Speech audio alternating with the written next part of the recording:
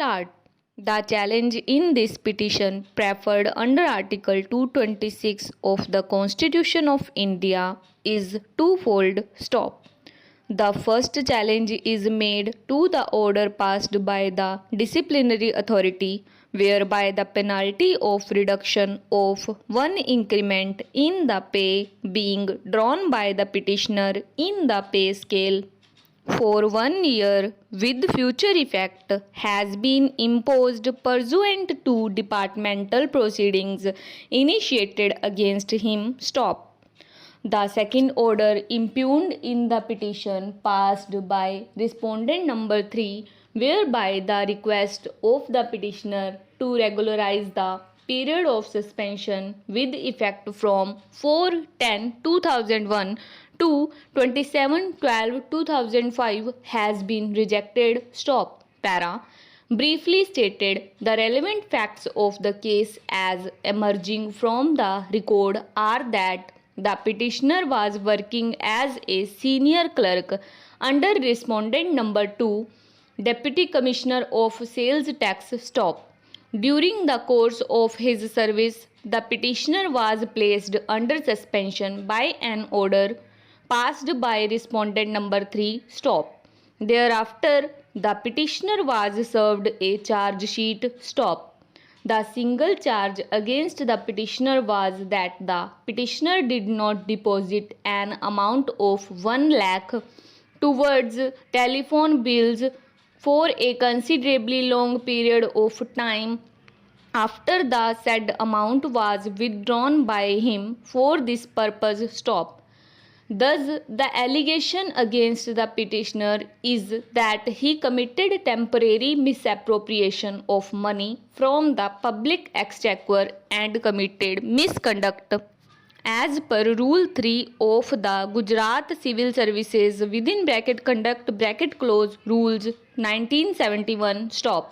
The petitioner submitted his reply to the charge sheet denying the charge against him on the ground that as he had paid the amount of the bills, though belatedly, it cannot be said that he has committed any misconduct. Stop.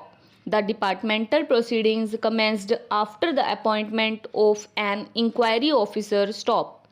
Before the inquiry officer, the petitioner submitted a written statement of defense wherein he took the defense that his wife was ill during the relevant period of time. Therefore, he was under mental tension which affected his memory, resulting in the delayed payment of the telephone bills. Stop. The inquiry officer submitted his report finding that the charge against the petitioner stood proved. Stop. Para. It may be noted that simultaneously criminal proceedings had also been initiated against the petitioner. Stop. By a judgment dated 23/4/2004, the learned judicial magistrate first class acquitted the petitioner of the charges under section 409 of the Indian Penal Code, holding that none of the charges against the petitioner were proved. Stop. The appeal of the state government against the judgment of acquittal was also dismissed. Stop. Para.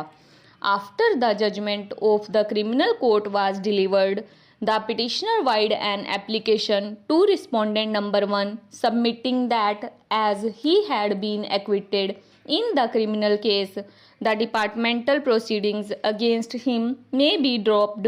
Stop. After considering the defense of the petitioner, the disciplinary authority passed the impugned order imposing the penalty described herein above. Stop. Para.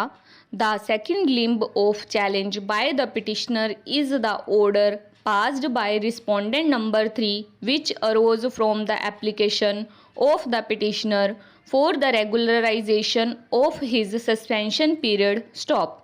Pursuant thereto, a show cause notice was issued to the petitioner by respondent number 3 as to why the period of suspension should not remain as it is. Stop. The petitioner replied to the show cause notice, claiming that as he had been acquitted by the criminal court, the period of suspension ought to be regularized. Stop. By the impugned order, respondent number 3 rejected the request of the petitioner in this regard. Stop. Aggrieved by the above mentioned two orders, the petitioner is before this court. Stop.